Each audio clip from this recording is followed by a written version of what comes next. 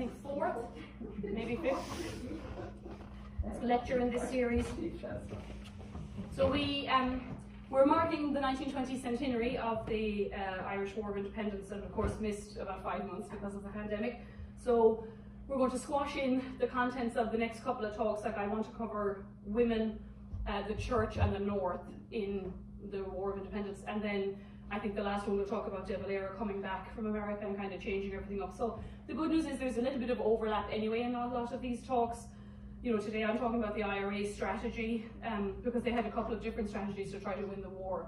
Last month we covered the Black and Tans and Auxiliaries and the kind of administering random terror.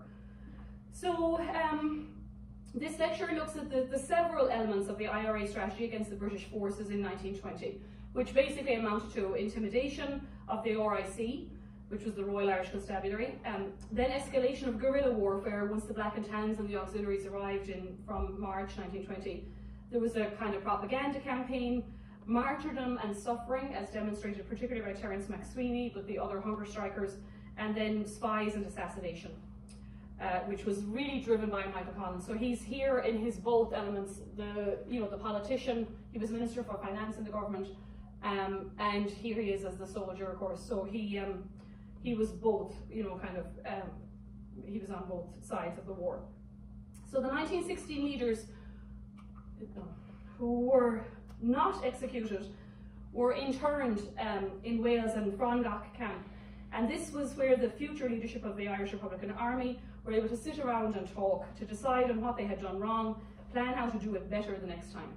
In fact, the IRA still refers to the prison as the Revolutionary University, the place where they learned from their mistakes. And it was here especially that Michael Collins made many of his valuable contacts. In December 1919, the New York Times warned Republicans that nothing could be more hopeless than taking on the British Army. The tactics employed by Michael Collins and the IRA probably did, however, force the British to the negotiating table.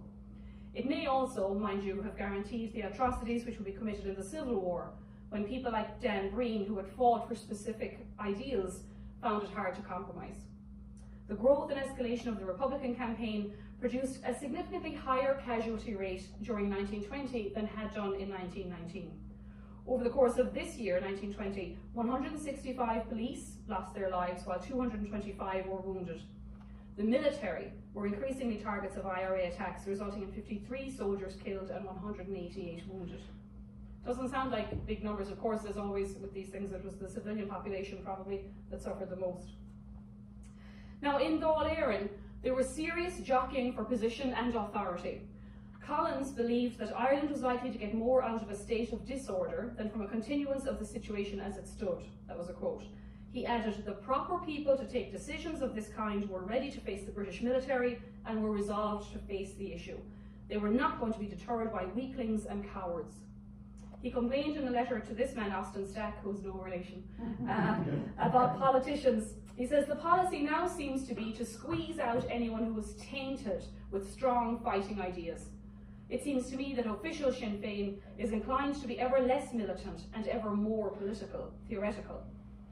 Collins, like I said, held both military and political positions as both the Adjunct General of the IRB and their Director of Intelligence, as well as the Dáil's representative for South Cork and Minister for Finance. Richard Mulcahy considered his own, Cathal Brua's and Collins' dual military and governmental roles a strength. So this is Cathal Brua, he was Minister for Defence, and this becomes, kind of tricky when you've got a secret leader of the IRB leading from within the IRA, when this guy thinks he's in charge, So, and Cathal Brua, here's Richard Mulcahy. So they all felt that, as the conflict deepened and each side, both the military and the government, became more dependent on each other, the relationship between the two arms of the movement was actually strengthened. In fact, 30% of Sinn Féin's leadership were Irish national volunteers, and they had their own constitution and their own goals. Richard Mulcahy, the Chief of Staff of the IRA throughout the war, said that civilian-military relations between the nationalist forces were close, but this might be slightly rosy-coloured. What really happened, maybe, was that people who supported violence dragged people who would otherwise have supported a constitutional movement along with them towards more radical politics. Arthur Griffith, for instance, was a pacifist. Michael Collins, the IRA's Director for Intelligence, said, "The sooner fighting is forced and a general state of disorder created throughout the country, the better it will be." So in autumn 1919, Cathal Brugha, Minister for Defence, took measures to bind the IRA to the Dáil, the Parliament. And again, he might have been more concerned about his own authority. So on August 20th of 1919, a mission was proposed and accepted that every Dáil representative and the volunteers should each swear an oath of allegiance to support and defend the Irish Republic, the government of the Irish Republic, which is Dáil Éireann, against all enemies, foreign and domestic. That didn't go down very well with some of the military guys. Another source of tension might have been Collins' increasingly public profile, and I think he garnered this a little bit reluctantly, because he did have the freedom of Dublin, even though he was the most wanted man in Ireland. By late August, he gave an interview to American journalist Carol Ackerman, and that article stated that British officials believed Dáil Éireann was not the real power in Ireland, Michael Collins was. Ackerman added the British military authorities consider him the Field Marshal of the Irish Army, which of course he's not, and they feared him. In September, the New York Times published an article describing him as the Republican War Minister and Chief of the Sinn Féin Irreconcilables. 3 months later, the paper dubbed him Commander-in-Chief of the Irish Republican Army. Pierce Friesen asserted that De Valera and Brewer were angered by that press attention. And of course, De Valera hightails at home in December. Michael Collins famously asked, "What is the centre of gravity? What is the thing that England has that hurts us the most and helps them the most?" It was, he declared, British intelligence. So after spending time looking at it carefully, he realised this was the place to hit the enemy. So Collins organised a sophisticated attack against both the police and the intelligence services in Dublin. The former campaign was largely non-violent because the aim was to ostracise them from Irish society.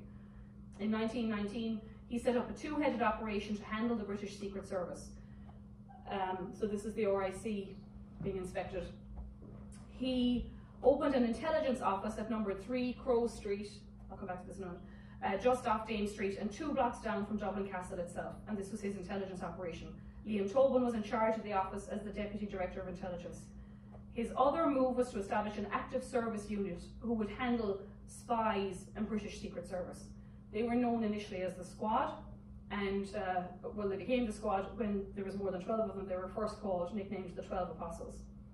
So once a spy or a tout had been identified, the Squad would warn them off, kind of cease and desist. If they did not heed the warning, they would be roughed up. If they still persisted, they would be eliminated. So in early 1900, the RIC was a popular and respected civil police force. Fewer than 10,000 members, mostly Catholic, long-term beat cops who mainly patrolled the places where they lived, went to church, married and raised their families. By June 1920, the police were the most obvious expression of British rule in Ireland, seen by many as the eyes and ears of the enemy, traitors to their country. As one volunteer later put it, that was their sorrow, their tragedy, their disease, to be classified as aliens and enemies in and to their own land. Some policemen were shot and killed or wounded, but most were not. More often they were shunned in public, refused supplies and transport, denied information and forced to live an isolated and dangerous existence. The most obvious source of disgruntlement and the most notable contributors to a slowly increasing number of resignations had been poor pay and restrictions on marriage. The former policeman who gave statements to the British government recalled no hint that joining was at the time unpatriotic, and veterans of the force generally found an absence of political crime prior to 1919. And then it all blew up.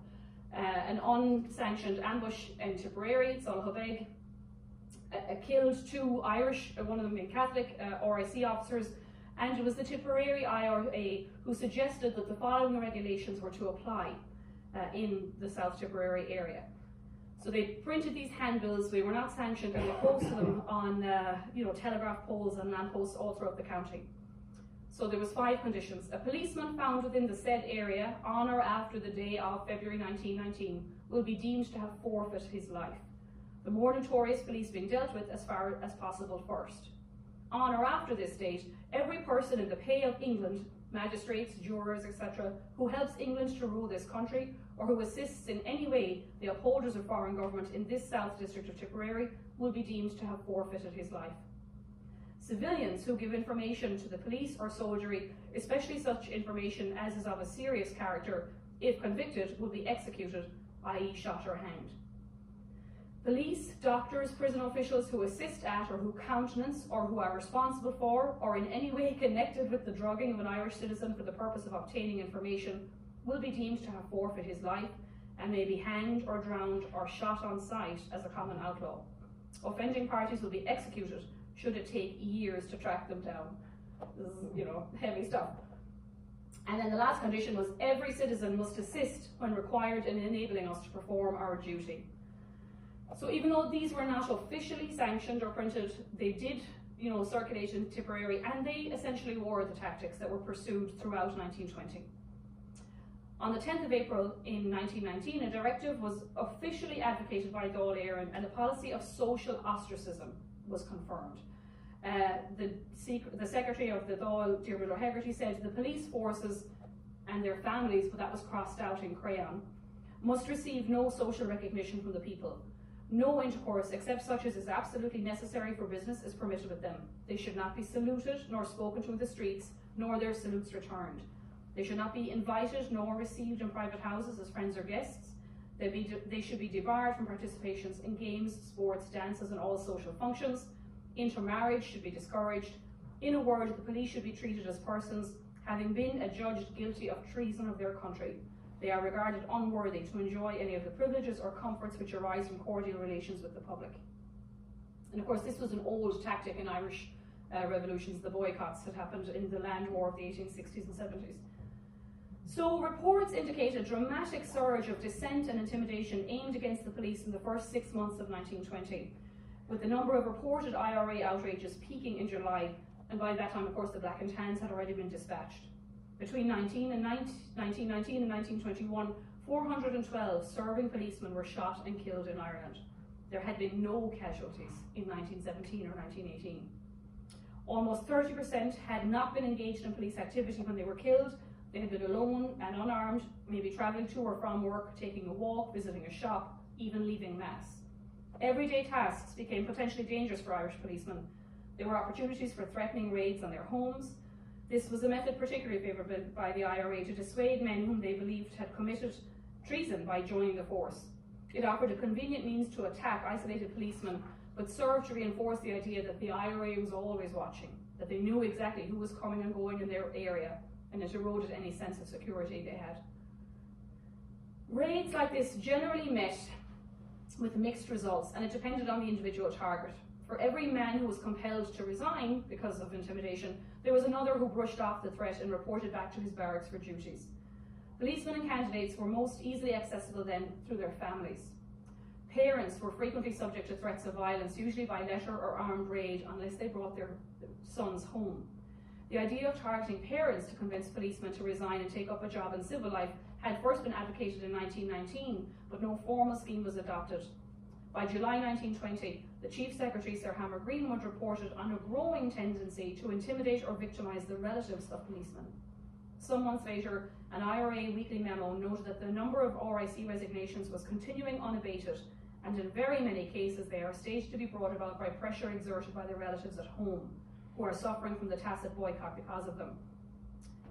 The old RIC had become the pointers for the Tans, and none of his friends or relatives must be allowed to forget this. They cannot, of course, be held responsible for him, and must not therefore be actually boycotted, but they must bear his shame. Local RIA units may have taken heed of these successes, and they often ignored the memorandum's final instruction. So, for instance, in Cavan, the county inspector reported that 3 farmers had received threatening letters because their sons were in the RIC, and notices were posted warning others to boycott them. One called his son home. By mid-1920, the men who might easily be intimidated out of their jobs had already left. Those remaining were the men who had resolved to stay for the duration, or recruits who had joined in early 1920. The majority enlisting in Ireland were well aware of the conditions of service in the RIC and had decided to join anyway, and so therefore they were much less likely to resign on the basis of a nasty letter. So the IRA General Headquarters was opposed in general to the harassment of wives and children. In Dingle, County Kerry, the IRA sought clarification on the proposed extent of the boycott by writing this memo. 1. Are people to refuse to sell them food? If so, are they to refuse to sell food to and for their wives and children and milk for their babies? 1 or 2 women who cook and wash for them, are they to be made give up their jobs? If a trader has a contract with them for supplies, is he to be compelled to break the contract? Are doctors and nurses to be allowed to attend police? The people in Dingle were told that people independent of the police must refuse to sell them food. Traders must break any contacts or contracts with the police, and barrack servants were to be made leave their posts. But the police could be allowed to buy food and milk, and doctors were to not be prevented from attending police and their families. So it transpired that the most common victims of IRA intimidation then were not the police, but those who provided labour, supplies and information to them. From the 16th of March 1920 to the 18th of December, there were 164 reported threats to policemen, compared with 513 against the tradesmen and suppliers. And the difference was probably wider because the policemen would have been more likely to report the threat than members of the public. In a rural community where everybody knew everybody else and a stretched police force could not adequately protect them, those considered friendly to the RIC were highly susceptible to suspicion and retribution. If the IRA could convince the communities to deny the RA transport, necessities, information, as well as social interaction, they would effectively cease to function. The police had little or no access to their own means of transportation, so they relied on the use of privately owned cars to convey everything from turf to prisoners. The owners of these carts and cars were threatened, and some had their carts destroyed. A lack of information or willing witnesses meant an inability to either arrest or prosecute offenders. Anyone who cut turf for the RIC or provided them with milk, butter and labour were sent threatening letters warning them to cease their association, and notices were posted up in towns warning the public of the consequences of dealing with the enemy. So if you worked for the police, you faced a dilemma. In Adair, County Limerick, 2 armed and masked men entered the house of the barrack servant and attempted to force her to leave her employment. When she refused, arguing it was her sole means of earning a living and she had 6 children to support, the raiders left her unharmed. This attitude made sense when you consider the case of Johanna Hannafin of Castle Gregory in County Kerry. Hannafin had complied with the IRA demand to give up cooking, washing and sewing for the RIC in June, but 2 years later found herself writing a letter to Dáil Éireann describing her position, penniless, unable to find work, and living in a cabin that was falling down around her. She said she'd been promised compensation, but nothing had been forthcoming. Some IRA veterans admitted that the boycott against the RIC actually increased the belligerence of some of its members. Martin Fallon, a Roscommon volunteer, believed the effects of this boycott were a doubtful gain. While it did help to drive a wedge between the RIC and the people, very few of them resigned. Indeed, it seemed to make them stubborn and arrogant, and in this way, I am afraid we antagonised some of them who would be good friends of ours. We forgot they were Irishmen, and there is an old saying, you can lead an Irishman, but you can't drive him. And so then this table shows you the police who were personally intimidated, most of them from Munster counties, and where the violence against the police had already been, the worst. So this one specifically mentions parents, I think, and a policeman's family were most likely to have remained in his county of birth. So you can see county stationed in and county of birth, and then who had the family received intimidation. And actually, there's a lot of zeros, but then in certain counties, look at Sligo there with 10, for the family, 11 in Derry to the family, none to the police themselves, and the same up there. Is it Cork or Donegal has 12? So it's an interesting. It was easier to get to the family. So now there's one of the RIC barracks blown up. And we talked in one of the previous talks about, the raids, going into them, taking the arms. It was a successful campaign, in lots of ways. There's another one. So this is the IRA's newspaper on Public talking about the campaign. So when he became Director of Intelligence for the IRB, Collins began to build a staff. He promoted, Liam Tobin to be the Chief Intelligence Officer. The IRA's Assistant Quartermaster General Tom Cullen was co-opted into the department, and then Frank Thornton. So here are those men. Collins was described sometimes as single-handedly directing every minute detail of the intelligence department, but actually part of his success was that he could delegate even though he had all of these different projects to manage. So Collins had written, England could always reinforce her army. She could replace every soldier that she lost. To paralyze the British machine, it was necessary to strike at individuals. Without her spies, England was helpless. So new recruits might enlist in G Division, the intelligence division, to replace the numbers of everyone lost, but executing an individual detective erased his knowledge, and therefore his threat to the Republican movement. As Collins put it, even when the new spy stepped into the shoes of the old one, he could not step into the old one's knowledge. So, the intelligence director, Collins, began his assault by doing some detective work of his own. On the night of April 7th, Detective Eamon Broy let him and volunteer Sean Noonan into the headquarters in Brunswick Street Police Station, which was where the G Division or the intelligence files were stationed. Collins made notes on every detective in the political section. He read the information that they had collected on known Republicans and learned their names and where they lived. He found a book of telephone messages from Irish citizens giving information to the G Division. 2 days later, volunteers tried to intimidate the detectives into resigning. They raided Detective Sergeant Nicholas Halley's home, bound and gagged Detective Constable Dennis O'Brien, and left him in the middle of a city street. David Nelligan, who joined G Division at Collins' request, again worked for Dublin Castle, he fed the Intelligence Department information, said that the principal detectives, Barton, Bruton, Howie and Smith, were fighting for promotions by arresting Republicans. Another spy for Collins remembered Smith as particularly active against Sinn Féin. At the end of the month, a group of volunteers was specially attached to the Intelligence Department. The officer in charge was Michael MacDonald, or Mick Mac, and his second was Patrick Daly. And they were the beginning of the special unit within the Dublin Brigade of the IRA, known as the Squad. The first target was Detective Sergeant Patrick Smith. Smith was walking towards his home in Drumcondra on the evening of July 30th, when 4 volunteers approached him near his home at Millmont Avenue. They opened fire, wounding him, but Smith ran all the way to his front door where he collapsed. He lingered in hospital for several weeks before dying of his wounds. The volunteers who committed the shooting were alarmed that he'd been able to run so far and clung to life even though he'd been hit. So they switched from .38 to .44 revolvers. The Times stated a week after the incident that Smith had been literally riddled with bullets. So the intelligence war escalated. Police authorities sent veteran RIC detective W.C. Forbes Redmond from Belfast at the beginning of the year, and they appointed him Deputy Assistant Commissioner of the Dublin Metropolitan Police in charge of G Division.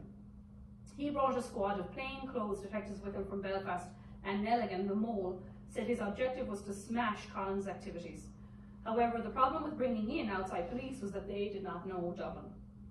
Redmond appointed James McNamara as his secretary and guide. This compounded his problems because McNamara was actually passing information to Collins. When the intelligence director learned that Redmond was living in the Standard Hotel in Harcourt Street, he got Tom Cullen a room there to study his movements. On the morning of January 21st, members of the squad tracked this man, Redmond, as he walked to Dublin Castle and shot him dead. The Times wrote that the murder is accepted as final proof of the existence in Ireland of a criminal organisation of the most desperate kind. The crime must have been planned with much care and skill. While the Republicans were now consciously pursuing guerrilla war tactics, members of the British press were still loath to admit that the scale of unrest in Ireland had grown and were avoiding its political nature. Despite the murder then of the chief in Dublin Castle, Redmond, Dublin Castle had still succeeded in placing 2 secret agents close to Republican intelligence. The first was known as Jameson, this guy Jack Jameson, who had ingratiated himself with Collins by posing as a representative of a British Soldiers and Sailors Union, while Collins was trying to encourage the Crown forces to strike. He arrived in Dublin with a letter of introduction from Art O'Brien, who was head of the IRB in London. Now, before his own death, Redmond, the man that had been shot, boasted to detectives that they in Dublin, and who knew Dublin well, could not get close to Michael Collins, while this man, who had only recently arrived from England, had managed to meet him more than once. The only suspect was Jameson, and Collins ordered the intelligence staff to stay away from him. The other agent was this guy, Timothy Quinlisk, who actually had been a former member of Roger Casement's Irish Brigade, the prisoners of war who were recruited to apparently come back and fight for Germany in Ireland in 1916. So that affiliation gave him, of course, immediate nationalist credentials on his return to Dublin after the war, and the Irish National Aid Association paid his bills for several months. During this time, Quinlisk became familiar with Collins and other Republican intelligence staff. In February 1920, he decided to turn Collins over to the government, and he made a statement to the G Division offering his services to the Dublin Metropolitan Police in return for a reward. Ned Broy copied the message and passed it to Collins. Collins passed information to Quinlisk that he was in Cork and wanted to meet him there. On February 18th, Cork volunteers picked Quinlisk up from his hotel to take him to the meeting. His body was found in a field north of the city the next night with multiple bullet wounds. 2 days later, 3 Dublin detectives resigned from the force. The Republican intelligence goal of destroying the opposing organisation one way or another was starting to bear fruit. Late in February then, Jameson cornered Michael Collins' aide Joe O'Reilly in Dublin. He said he desperately needed to meet Collins. Collins, again kind of suspecting him, had members of the squad pick him up on March 2nd and they took him to Glasnevin in North County Dublin. They said, "You have been identified as a spy and we're here to execute you." And he said, "You are right, God save the king." And they shot him in the head. His wife came to Dublin and identified the body. His real name was John Charles Byrne, and his wife thought that he was just on vacation in Dublin. The Times recognised that the killings followed the same pattern and added the mysterious assassinations of Quinlisk and Byrne to their list of outrages against Crown forces. Nelligan later wrote that Byrne was the last agent to try that personal approach.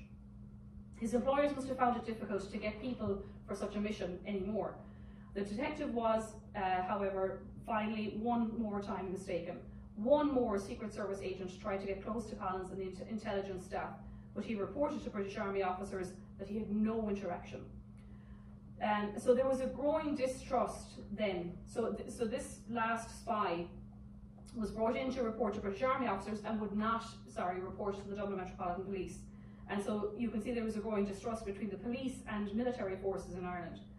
Lily Murnan, who was one of Collins' female spies, she was a typist in the Ship Street military barracks and a cousin of Pierce Beasley, warned Collins that this last guy, Fergus Brian Malloy, was a British spy. Murnan witnessed Malloy ask a contact to write down the names and addresses of prominent Sinn Féiners on Dáil notepaper that had been seized at a raid on the party's headquarters. At the time, Republicans were receiving death threats on that same notepaper. So she knew it was him, that had stolen the paper. On March 24th, members of the squad shot Malloy at the corner of South William and Wicklow Street. For the first time, Dublin civilians attempted to stop the killers from escaping. Squad members concluded that the civilians thought they were soldiers in civilian clothes executing a man on the street. On March 3rd, then, members of the IRA's Dublin Brigade held up a mail van in Dominic Street. They seized official Dublin Castle mail, including all of the correspondence of the Lord Lieutenant with the Chief Secretary. 2 days later, the Times admitted that the nature of Irish unrest by calling it Sinn Féin's guerrilla war. Ironically, it was not then the barracks attacks that had been going on for almost 2 years or the assassinations that forced Britain's leading journal to this conclusion, but the mail seizure. The Times Dublin correspondent called the operation highly injurious to the executive's prestige, adding that the capture of the official mailbags, which may have contained matters of vital importance to the conspirators, ought to have been impossible. The writer acknowledged the importance of intelligence in the conflict, quoting a great soldier saying, "The business of generalship is to find out what the other fellow is thinking." He urged the government to take the ordinary precautions of guerrilla warfare. The mail found its way back to Dublin Castle on March 8th, but the Republicans had marked every envelope passed by censor. The direct approach was not the only one Dublin Castle used in attempting to undermine the Republicans. On March 8th, the resident magistrate Alan Bell began a well-publicised inquiry into sources of funds for Sinn Féin and the Dáil. The Irish Bulletin, which was the newspaper that the IRA had kind of set up, asserted that Bell had been brought to Dublin Castle to assist in the concoction of conspiracy charges against the Republican leaders. He had, more importantly, successfully confiscated over £71,000 from Sinn Féin's headquarters by investigating banks throughout the country, was about to seize much more. The 62-year-old Bell was sitting on the tram on his way to Dublin Castle on the morning of March 26th when Mick MacDonald and Liam Tobin of IRA Intelligence boarded and sat down next to him. "Are you Mr. Bell?" MacDonald asked. After Bell answered in the affirmative, the two men grabbed him and hauled him off the trolley. Other squad members who had taken up positions on the tram exited at the same time, and they shot him dead in the middle of the Simmons Court Donnybrook crossroads. Condemnation of this murder was universal and widespread.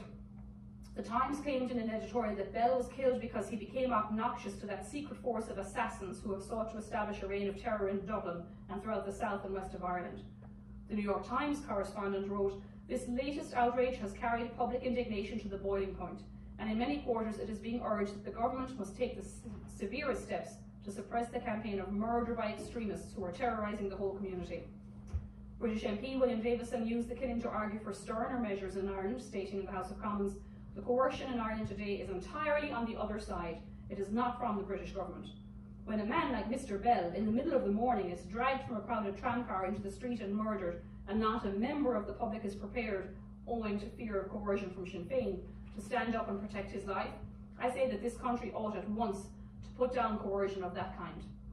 Despite this torrent of indignation, Dublin Castle did not make another attempt to investigate Republican funds, and so in that sense the attack achieved its object.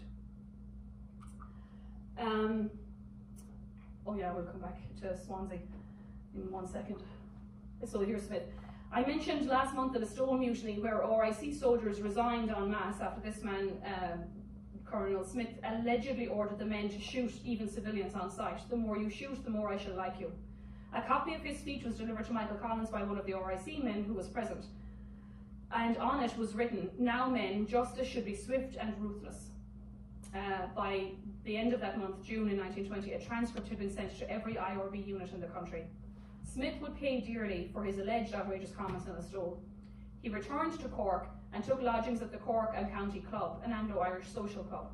On the evening of the 17th of July, he was in the smoking room when the 6-man IRA team, led by Dan Sandow O'Donovan, entered and allegedly said to him, "Colonel, were not your orders to shoot on sight? Well, you're in sight now, so prepare." Colonel Smith jumped to his feet before being riddled with bullets. Despite being shot twice in the head, once through the heart and twice through the chest, the colonel staggered to the passage where he dropped dead. He was 34 years old. Now, Colonel Smith was from the north, Banbridge in County Down, and he was buried up there on the 20th of July. His funeral was followed by a 3-day pogrom against local Roman Catholic homes and businesses, with many people actually fleeing. One Protestant man was shot by the RIC and killed. 3 Irish nationalists were convicted of firearms offences. Another high-profile assassination was Detective Swansea, shot dead by Cork IRA volunteers while leaving church in Lisburn, up in County Antrim. Swansea had been blamed by an inquest jury for the killing of Cork Mayor Thomas McCurtain. Catholic residential areas of Lisburn were burned in revenge by local loyalists. Several people were later prosecuted for these burnings. Loyalists attacked Catholic areas in Belfast in reprisal. In total, 33 people died over the next 10 days in sectarian rioting and shooting in the city. But we'll talk about the north next week, or next month. So, we'll just leave it on that for a minute. So the IRA then pursued the strategy, if we can't beat them militarily, we'll just make their lives really difficult. Flying columns, which were platoon-sized organisations of anywhere between 15 and 35 men, were formed in every county. Aside from ambushing British troops or the police, they spent a lot of time wandering through villages, a clear message that the British were not in charge. They also set up courts, a kind of a parallel justice system, many of whom were popular and kind of used. "We are going to harass and demoralise the enemy without giving them an opportunity to strike back," the IRA declared. "It's more profitable to kill for Ireland than to die for her." This was the exact opposite idea that the leaders of the 1916 rebellion had had. So IRA headquarters issued orders for simultaneous and systematic attacks which destroyed 218 barracks and 17 tax offices throughout Ireland, mostly because they had heard a rumour that empty barracks were going to be reoccupied by new military forces. On Poglook, the Republican newspaper said that 250 enemy strongholds were destroyed, so the success meant that even bigger operations could be carried out. The Attorney General for Ireland, Dennis Henry, contemplated that if 250 barracks had been destroyed, that meant that at least maybe 100 men were involved in each, and so they feared the rebels might have had 25,000 men under arms that night. This didn't fit with the government's insistence that the crimes in Ireland were being committed by small and unsupported murder gangs. T.P. O'Connor, an MP in Westminster, mused, "One might almost call it war." Robert Cecil insisted that the situation was not war. The rebels did not deserve to be treated as though they were at war with the British Empire. The word he chose was anarchy. Nevertheless, even he was forced to admit, we are drifting through anarchy and humiliation towards an Irish Republic. Still though, none of the violent activity was actually as damaging for the British government as the death, in particular, of Terence Maxwelly. Hours after he died, another Cork IRA man, Joseph Murray, also died from hunger strikes, and then Arthur Griffith actually called off further hunger strikes, even though it was singularly effective. Terence Maxwelly had been elected Lord Mayor of Cork after Thomas McCurtain had been killed by Swansea. He was arrested during an RIC raid on City Hall on August 12th. He immediately went on hunger strike, refused to recognise the court that had tried him for possession of IRA documents, and he was imprisoned in Brixton Jail. This tactic had been used already by the IRA prisoners in Mountjoy Prison and Wormwood Scrubs in London as early as April, because they were demanding prisoner of war status. On the 17th of October, Cork IRA volunteer Michael Fitzgerald died as a result of his hunger strike. So the press carried regular reports of Maxwiney's condition during the 74-day ordeal, particularly in the last weeks before he died. There he is in the coffin. Terence Maxwiney's funeral turned into an enormous public demonstration. His sisters came to America, there was lecture tours. They had priests intervene, kind of begging him to drink, and just his emaciated figure was pushed time and again in front of the press. The British government was embarrassed, by the fatal hunger strike. Hundreds of pre-war suffragettes had adopted the same tactic, but this was the first one to result in death. A guard of Irish Republican volunteers, some in uniforms, marched through the streets of London at the head of his funeral procession. They were followed by hundreds of mourners and surrounded by a silent, bare-headed crowd of London Irish and sympathetic Britons. A few cheers even greeted what the Irish Times called the Sinn Féin flag. The coffin was inscribed, "Murdered by the foreigner in Brixton Prison." Things did not improve for the British as the days rolled into November. A military court had passed the death sentence on 18-year-old volunteer Kevin Barry, who had been captured for taking part in an ambush in Dublin in September. The agitation for reprieve was intense. He was young, he was a student, a medical student in Dublin. He signed a statement alleging that he was beaten in prison to give evidence against other Republicans. Arthur Griffith sent a message to the civilised nations emphasising Barry's youth and the fact that British forces who were captured by the IRA had not been subject to execution. This affair had military implications as well. An Tóglaigh stated the hope that his execution would provide a fresh inspiration, a fresh incentive to relentless warfare against the enemy murderers, and General Headquarters issued orders to all units to launch attacks in the wake of Barry's execution. The hanging took place on November 1st, by which time a wave of attacks had already begun. Between October 30th and November 1st, we talked about this last month, police or military were assaulted in counties Donegal, Kerry, Kilkenny, Offaly, Longford, Roscommon, Sligo, Tipperary and Tyrone. The most activity took place in County Kerry when we talked about the siege of Tralee last time. They called, the Times headline said there was terror in Tralee. So despite that wave of attacks right throughout the country in response to this death, Prime Minister Lloyd George assured a Guildhall audience in the City of London that the British forces were winning the conflict. According to Lloyd George, we have murder by the throat in Ireland. He described the rebel campaign as a spectacle of organised assassination of the most cowardly character. He asked his audience to disregard distorted accounts of what they call reprisals and insisted there will be no peace in Ireland, there will be no conciliation until this murder conspiracy is scattered. After the reorganisation of the police, we struck the terror and the terrorists are now complaining of terror. An editorial in the Times argued that the Prime Minister had committed himself to war upon large sections of the Irish people and added that his government was engaged in an effort to scourge Ireland into obedience. So the press was turning a little bit even against the British. So this is the Cairo Gang and Bloody Sunday. Two very violent episodes at the end of this month, November, undercut Lloyd George's assertion of imminent victory. On the morning of November 21st, members of the squad in the Dublin Brigade entered houses, boarding houses and hotels all over the city in a coordinated attack. Republicans dragged men from their beds and shot them immediately, sometimes in the presence of female companions. Where more than one was present in a certain building, volunteers collected them in hallways and executed them in groups. The Times initially reported 9 deaths and 50 wounded, but stated reports were panic-stricken and contradictory. It turns out 14 people died in the shootings, 9 former soldiers, 1 ex-soldier and RIC sergeant, 2 auxiliary cadets who happened upon a group of Republicans during the shootings, and 2 civilians. The IRA's intelligence department had targeted this British counter-espionage organisation in Dublin, the so-called Cairo gang, attempting to wipe out the government's Secret Service agents in one fell swoop. In the wake of the attacks, the British Army and officials were loath to admit that those killed had been on Secret Service duty. Describing them instead as British officers, they attempted to portray the violence as random acts of aggression against vulnerable and inoffensive government employees. But witnesses tell a different story. For months prior to the attacks, Republican intelligence staff gathered information from its friendly detectives like Broy and Elligan within G Division, from mail raids, and from employees or residents of the hotels and boarding houses where these agents resided. The operation was originally planned to be much larger. Frank Thornton, one of the IRA men in charge of compiling the case against each target, said, "I had to prove that each and every man on my list was an accredited Secret Service man of the British government. That, as anyone can realise, was not an easy task." So in the end, they just targeted a smaller amount and probably were correct that all of them had been, spies. In the afternoon, after the shootings, a mixed party of regular RIC and auxiliaries went to Croke Park, the football stadium, where a Gaelic football championship was being played between teams from Dublin and Tipperary. The police opened fire on the crowd, killing 12 spectators. The Times carried the official explanation: Crown forces entered the park with the intention of searching the crowd, but IRA pickets around the stadium opened fire as they approached.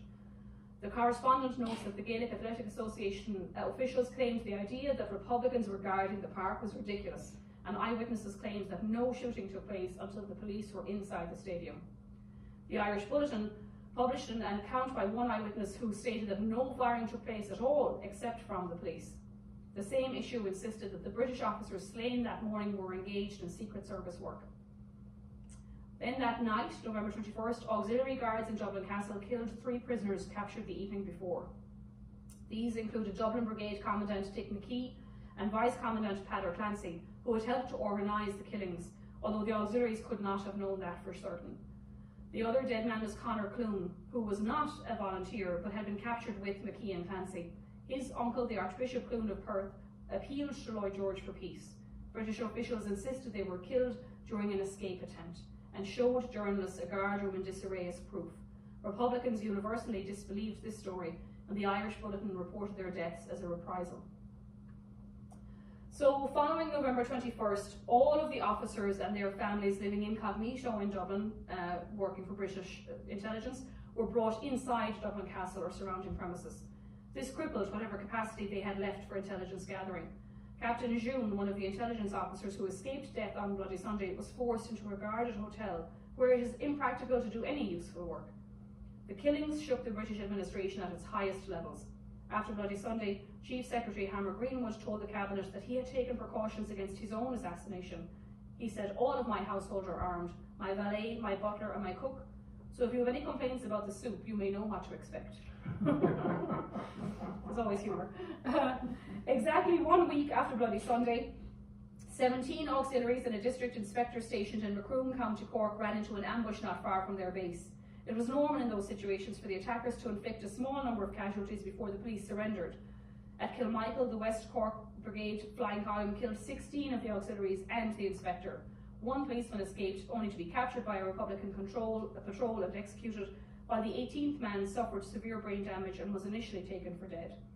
The Times said that the patrol was wiped out, calling it the most disastrous of a long series of ambushes. In fact, today is the anniversary of a huge ambush in Clare, in Renine. So this Times printed Hammer Greenwood's statement in Parliament that some of the auxiliaries had been disarmed and executed by the IRA. After visiting the Macroom area, the paper's correspondent abandoned the idea of executions, and he wrote the auxiliaries must have fought until they were all killed. The paper quoted a Dublin Castle statement that the cadets' bodies were mutilated with shotgun blasts. The Irish Bulletin claims that the extensive injuries were caused by grenades, which killed several of the auxiliaries at the outset of the action. So as the scale of these Republican attacks escalated, the propaganda arm became increasingly comfortable acknowledging these actions. On July 12th, a newsletter entitled "Acts of Aggression Committed in Ireland by the Military and Police of the Usurping English Government" found its way to the mailboxes of select foreign correspondents and British legislators. The paper was simply a repetition of raids, arrests and assaults by Crown forces, that they had taken from published accounts in the daily press. That was the forerunner of the Dawes Irish Bulletin, and it initially attracted little notice, but as the propaganda department stepped up its efforts, the British administration took action against outspoken Republican press. During the final 3 months of 1920, when all of these in particular violent activities were going on, the Irish Bulletin increasingly acknowledged IRA attacks on Crown forces. By April 1921, the publication carried a weekly review of the war in Ireland, and it attributed the attacks to Irish troops and to the IRA by name. So, in essence, with the Cairo gang gone, in one way, you could argue the war was over. It would take another 8 long months for the British to find a way to extradite themselves from this Irish quagmire. The British eventually deployed 50,000 troops and 14,000 constables to fight 5,000 of Collins' IRA volunteers. 1919 to 1921 Anglo-Irish War represents perhaps one of the earliest instances of a successful insurgent movement in the 20th century. By combining a fluid organisational structure with effective hit-and-run tactics and increasingly accurate intelligence, the Irish Republican Army were able to push the security forces of Great Britain to a stalemate. Combined with a successful propaganda campaign, particularly run here in America by the people like the Gaelic American and other newspapers, these tactics really ensured that the IRA could drive the British to the negotiating table, where its representatives secured greater autonomy than Ireland had known in centuries. The IRA faced its greatest pressure from government forces in late 1920 and the first 6 months of 1921. But in that same period, it also achieved its greatest military and propaganda victories. These successes were the combined results of the General Headquarters policy and local initiatives. IRA leaders played a role in planning attacks in Dublin, but the institutions of flying columns throughout the country provided the weapons that inflicted the greatest wounds on the police and British Army in the countryside. The Irish Bulletin newspaper provided an increasingly effective Republican mouthpiece, no longer shying away from the violent side of the movement. However, these successes and possibly GHQ policies sowed dissension among the IRA. Leadership provided no guidance for integrating the flying columns into the brigade hierarchy, which remained the most effective structure for operating country units. So while the conflict was ongoing, these tensions were subsumed beneath the overall need for cohesion against a foreign enemy, police and military forces. When the conflict was over, however, the organisation began to unravel. And that probably leads us directly into the Civil War. But that's the talk for another day. So, that's the end of the talk.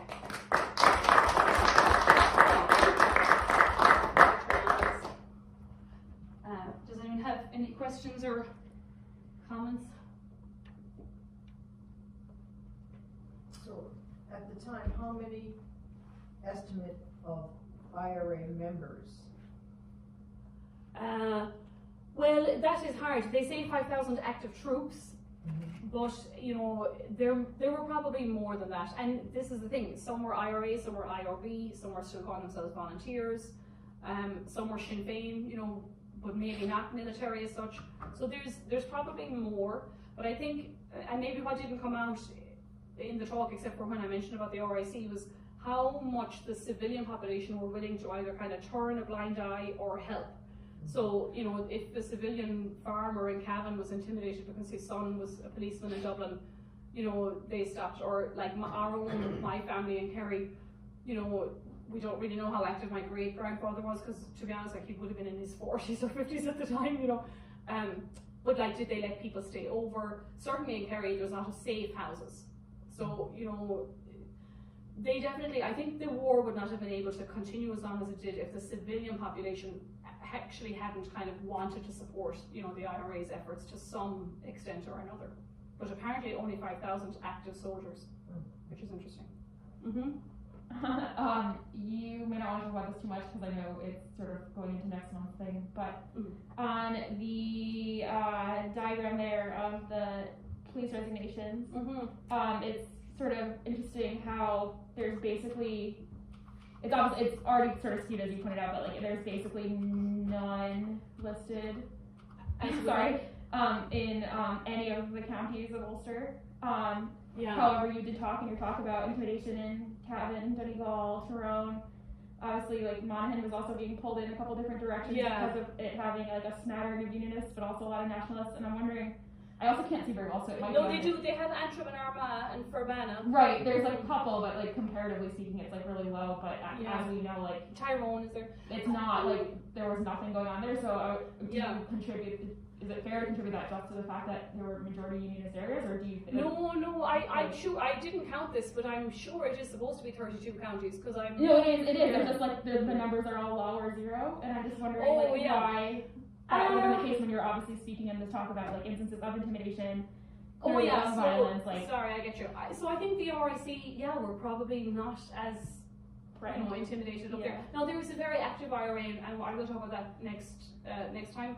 But I think that it was much more localized in the north, and like they didn't really, care about the RIC that much. And it also heats up a little bit later. So like these 2 or 3 things that I talked about today, when there's Catholic pogroms, like that seriously fires people up. But at the time, I don't think they're fighting the war in the same way up north as they are in the south. And in fact, some northern IRA volunteers have come south to help down there. So you don't have as much guerrilla warfare in the north. Sorry, it took me a while to. No, sorry. I also So I think there was not as much of a campaign of intimidation against the RIC as there was in the south, mainly because, as you say, like pockets of it are very much a northern, a unionist, stronghold. Then when violence heats up against the Catholics, I think that changes. But that's late 1920. Right. Yeah. But probably in the north, the RIC would be much more likely to be Protestant as well, right? Exactly. You don't have the dynamics. The community coercive aspect that you might have in Cork or Kerry. Yeah. And I mean, even though most of the South were Catholic too, mind you, but Right, but my point is, in Kerry, you have an RIC member in Listowel. They're ostracized by the people they're going to church with, people that are their extended family and so forth. The people trying to apply the pressure in the north, the RIC are probably Protestant Unionists anyway, so they're part of a different tradition. The social ostracism isn't affecting them. You can't ostracize them. If you don't socialize them, Were you going to ask? And then Tom, I'll do that. Well, I'm interested in the Croke Park massacre. I always thought that was a big thing. Did that have a large impact on public opinion and attitudes? Oh, it did. Or it did. Recruitment for IRA? I mean. Well, recruitment. It's very late. Like it's 21st of November, and so I would say like it's not as dramatic as how it was portrayed for certain in the film. So like they don't drive onto the pitch. It's this kind of shooting, that obviously some people here, but Croke Park was a big stadium even then, so I think the panic and the drama of the situation wasn't really felt until later on, and they're already reeling from Kevin Barry. Then that night, the 3 men assassinated attempting to leave the castle. I don't know that it was any bigger of a recruitment tactic than any of the other atrocities, to be honest. I think it looks to be very dramatic, but that was not how it happened. And so a lot of people didn't kind of know what had happened. People weren't, I guess, sure even who was shooting at who, or was there IRA activity kind of thing. But not long after that happens, De Valera comes back and certainly wants to change how the IRA are fighting. So even if there was a slight uptick in recruitment, which I doubt, as I say, that was any more of a recruitment tool than anything else. He wants to change the policies. So I don't know that it affected them like that. Certainly now they're kind of martyred, so like there's a lovely display in the GAA complex up there in Croke Park, but I think it was just more shock and awe, at the time. Tom? Yeah, two things on Michael Collins. Just curious, I read somewhere that the Swansea murder was actually done by Michael Collins. He actually took Swansea's own gun, followed him up to the north and assassinated him up there. Yeah. So I just wanted to double check. I don't think that that's true. People have said this about a few things, that Lee Wilson was supposed to be another one attributed to him. He seems to have not really been out of Dublin too much at this time, especially when De Valera was gone and stuff. So I'm not sure. I think there's a lot of that's what my Robin Hood type things, Was he so good at hiding? And yes. I mean, you would think that the British would have done such a much more in-depth intensive effort to Yeah. get him, since he was essentially. He basically had like freedom in Dublin, cycled around the place, met. Now there was two things apparently that he attributed it to. One was he always dressed very well, so he quote unquote looked like a stockbroker, so he would wear a grey suit, never panicked about where he was going. He said if you look like you belong someplace and you're not shifty and furtive, no one's going to stop you. So like he would deliberately engage. If there was a checkpoint, he would engage them in conversation. Sometimes like he'd offer them a cigarette or something. He never appeared shifty. He would get into cars. There was one time where like he kind of engaged in a guy because he was supposed to be quite charming, and the fella that had the gun or had the paper, whatever, like he skedaddled off, but Collins was able to be the distraction. The other side of it is they reckon like maybe it was just out and out intimidation. So like particularly if he had this network of spies, which it looks like he did have in Dublin Castle, he might have been able to say like, Tom, I know where you live. Yeah. If you don't let me go right now, someone is going to kill your wife, and and so. They reckon there might have been very active intimidation used if he was stopped, that he knew exactly who you were and where you lived, and that kind of makes more sense to me than he was this Scarlet Pimpernel, even though I love him, Yeah. Mm-hmm. Michael Collins was the chief financial officer, and he was also the head of the armed forces. That's a lot of power to give to one man. Yeah. How did the rest of the government feel about this? Was there a lot of heartburning over this, or were his skills such that they realized that they had to put up with this? Well, no, that's exactly right. So this man is actually the Minister for Defence, the head of the army, we call it. Michael Collins was the unofficial head because he was the director of the IRB, which had infiltrated the state army. So there's massive tension there. Like this, he pushes for this oath of allegiance kind of a thing to the state, but I don't think that superseded their secret IRB brotherhood oath, So there is huge tension. He's very able. Michael Collins is very good at his job. Like as Minister for Finance, he raised a huge loan. They sold stocks and bonds. I think that causes trouble, to be honest, with De Valera when he comes back, because De Valera was here fundraising all year and no sign of the money coming home, So as the Minister for Finance, Collins was kind of keeping track of that and nothing was happening. But I do think like he's on the other side in the Civil War, Colin Brewer is and Austin Stack is, and a lot of it I think is that tension over like I'm supposed to be directing the armed forces and yet you're not only the Chief of Staff of the IRB but the Director of Intelligence and Operations for the IRB, so you're kind of undercutting me the whole time. And when De Valera comes back, they both want to do this kind of grand stand, like 1916. De Valera thinks it's not manly or courageous to, cut up a road and have an ambush and kill 18 cops. He thinks that we should stand in and pick one target and fight. Have 500 people at a time.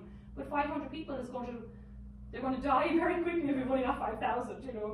And so he pushes for like a 1916 stand, like again. And in fact, they do it, and it's a disaster. 80 of them this is in 1921, 80 of them are arrested. And I can't remember how many are killed. And they succeeded blowing up the forecourts, but what does that do, So, so there's a lot of tension. And I definitely think, as I was saying at the end, while everyone is pulling together because of the war effort, and don't forget the government is functioning, they have set up all of these departments, they have a kind of a kangaroo court system, it's a parallel system of law and order.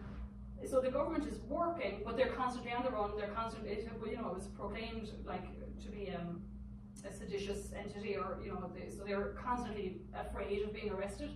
But while they're all pulling together in one direction, all those kind of little jealousies are okay. It's when the treaty is signed that these kind of fall apart and become more obvious.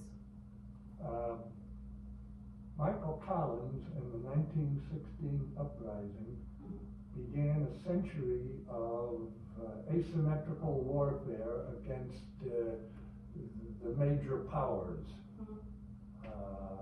In Ireland, has there been any study how 1916 influenced, for example, the Indian approach to getting rid of the British Raj? I realize Gandhi is non-violent, but what about Iraq? Were they studying the writings of Michael Collins? Apparently, yes. certainly the Indian, not pacifists, but the rebellious movement, we'll say, in India were in massive contact with Ireland from 1910 kind of on. There was conferences, they met a lot here in America, and certainly different pockets of the Middle East, studying Michael Collins, and I believe even some Latin Americans. So like he is kind of the godfather, the Russians, he is the godfather like of guerrilla warfare. The problem was he didn't actually leave a lot of writing, there's notes and letters and all this, and he was apparently writing a biography before he died, but his tactics have definitely been studied by other groups, and they acknowledge that.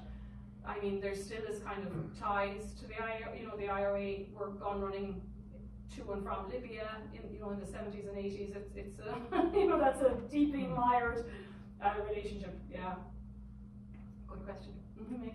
Elizabeth, was there dissent in the castle itself over the execution of Kevin Barry?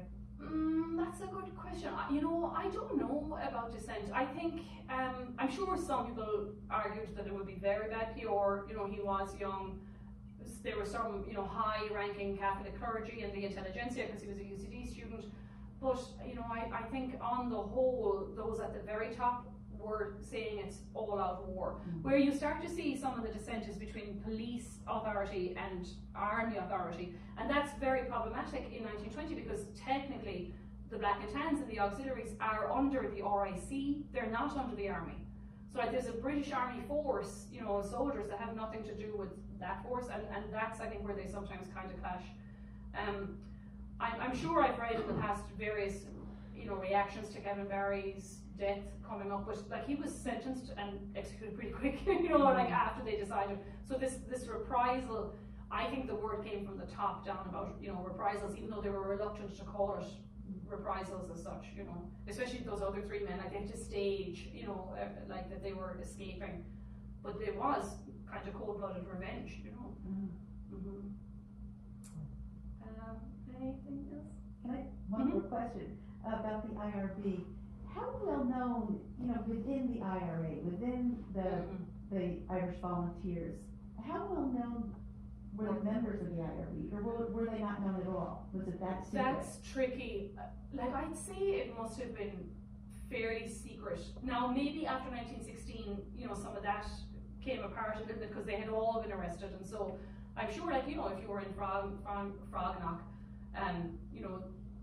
but I think that was another level. Like the ones who were in the IRB, like that took a secret, blood oath kind of a thing. This harkens back to the White Boys and to this long tradition.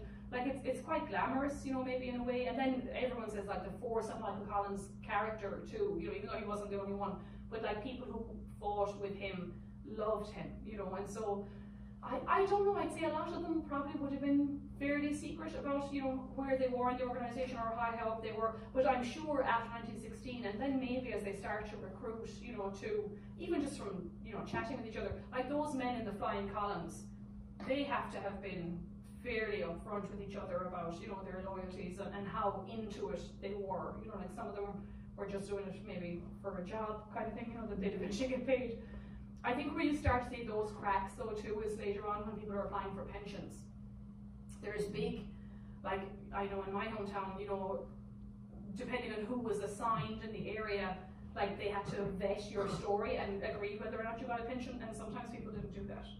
So if there was any kind of tension or that kind of thing, you could be denied your military pension just based on what someone thinks they knew about you or did know about you and didn't approve of. Well, do you think somebody like Cavill Bruja knew there was this secret organization within the organization? Yeah, I think he did. And I'm sure Michael Collins, even if he never said it outright, like he has to have been, taking charge in certain meetings, or like if Bruja was trying to say something, he said, well, no, like we've decided we're, who's the we? And so there has to have been a very obvious undermining or just ignoring of of reports and orders at some point. Yeah. So it just gets, but I think, and Bruja might have been in the IRB, he just might have been as senior as Collins, and so even though on the one level you're the defence minister, on the other you're only a volunteer, so you're not the guy, I mean, hierarchy this is why I would not be good in the army. I just don't take orders from anyone, But yeah. You had mentioned the success of the IRA to a degree with the propaganda in America or the information in America. In terms of what impact did it have on any American government policies, and then how big was the impact on financial donations and maybe arms and ammunition coming from? Joe, that's a whole night. But actually, that's a brilliant question, and one that I think, is confounded by De Valera, to be quite honest. So De Valera is here during 1919 into 1920, ostensibly to fundraise, for the Republican movement, to gain, particularly in 1919, they're still doing the Versailles Treaty, type thing, so they're trying to get Wilson on board, very early, late 1918, early 1919, trying to get Wilson on board. By the time De Valera is here in can't remember if it's the 20 convention or the 1919 convention, he is trying to get both parties to insert a plank in their platform. 1920. Yeah, that they fully support, Irish independence, blah, blah, blah. Totally wrecks that, because he splits the Irish-American movement here. So there's a guy called Daniel Copeland, who's a judge, and then there's other people who favor, De Valera. Copeland says to him, this is America, we're not, we'll fully support Irish issues, but we're not going to get them involved in American policies, and this is not how the Americans would want to perceive it. They're still kind of coming out from under a little bit of, distrust during World War I, when Irish Americans were advocating for neutrality, blah, blah. There's that anti-hyphenated movement, don't forget, they're still Catholic.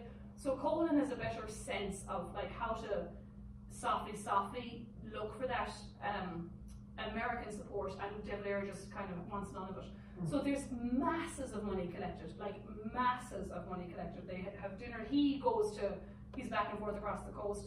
Apparently they're sent to Mexico, to fundraise, and the money kind of half disappears, but he splits the movement. So some of the money stays in America and never gets sent at all, and he keeps some of it, but not to give to Collins.